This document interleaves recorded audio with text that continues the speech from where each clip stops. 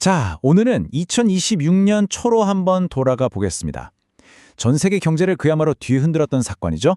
2월의 대학살이라고 불리는 이 역사적인 시장 붕괴. 도대체 무슨 일이 있었는지 한번 파헤쳐보죠. 보이시나요? 마이너스 40%. 이게 단 이틀 만에 벌어진 일입니다.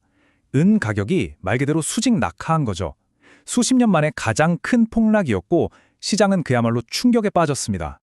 이 단 한 번의 사건으로 원자재 시장에서 무려 15조 달러가 그냥 하룻밤 사이에 사라져버렸습니다. 시장 참여자들이 이 피비린내 나는 장세를 2월의 대학살이라고 부르면서 공포에 떨었던 것도 뭐 당연한 일이었겠죠. 아니 도대체 어떻게 이런 일이 벌어진 걸까요? 그야말로 금융시장에 대지진이 일어난 셈인데 이 연쇄 붕괴를 촉발시킨 도미노들을 지금부터 하나씩 따라가 보겠습니다.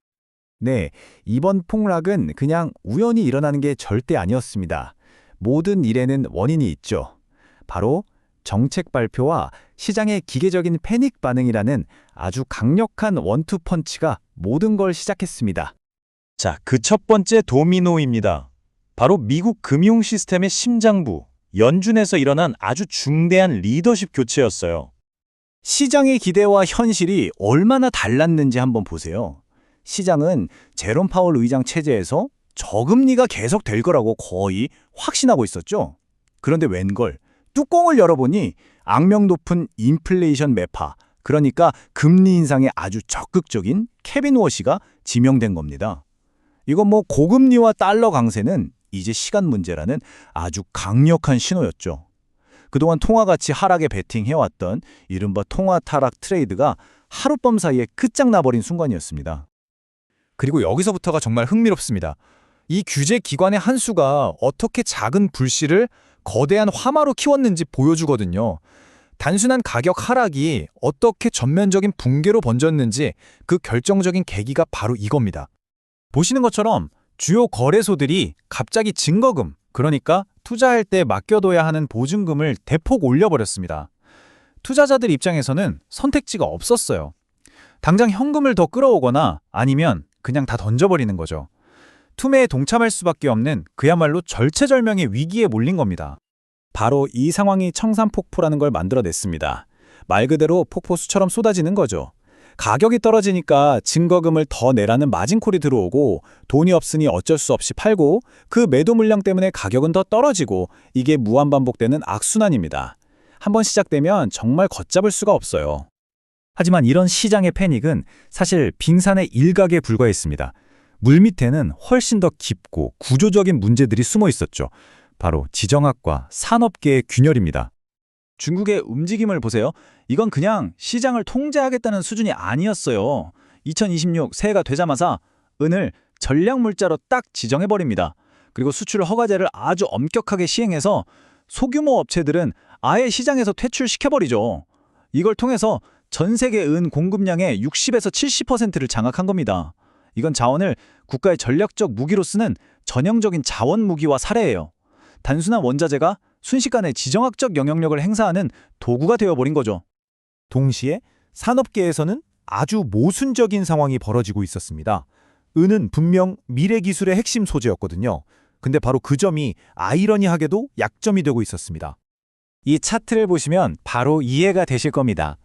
태양광 발전, 전기차, AI 데이터 센터, 전부 우리 미래를 책임질 핵심 산업들이잖아요.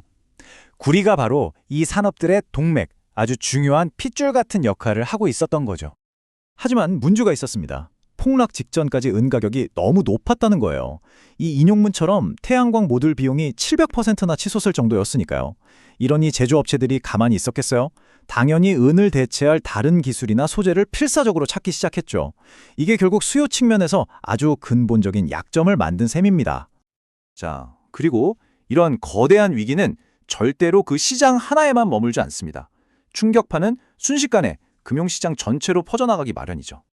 은의 붕괴가 어떤 연쇄 반응을 일으켰는지 보세요. 은이 마이너스 40% 폭락하는 동안 산업의 쌀이라고 불리는 구리도 15%나 빠졌고요.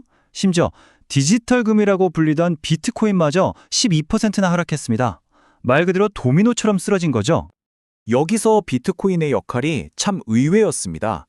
위기 상황의 안전자산이 되어줄 거라는 기대와는 정반대였죠.